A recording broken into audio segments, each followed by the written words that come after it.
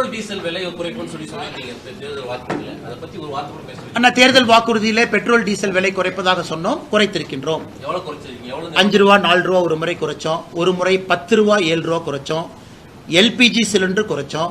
ஆனா இதே தேர்தல் திமுக தன்னுடைய தேர்தல் வாக்குறுதியில பெட்ரோல் டீசல் விலையை குறைக்கிறேன்னு சொன்னாங்க. நாங்க 2 முறை குறைத்திருக்கின்றோம் 11 ஆண்டுகள்ல. 2 முறை பாரதிய ஜனதா கட்சி ஆட்சியில குறைச்சிருக்கிறோம்.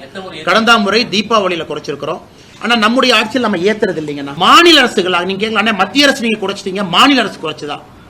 பாரதிய ஜனதா கட்சி ஆளுகின்ற எல்லா மாநிலத்திலும் மாநில அரசு தனியா பெட்ரோலை குறைச்சாங்க. உதாரணத்துக்கு கர்நாடகா, நாம 10 ரூபா குறைச்சதுக்கு அப்புறம் கர்நாடகால 5 ரூபா குறைச்சாங்க. இது எவ்வளவு பெரிய ஆச்சரியம் பாருங்க. அப்ப கர்நாடகால யாராச்சும் இன்னைக்கு இருக்கிறாங்க அப்படின்னா 15 ரூபாய் குறைச்சிருக்காங்க.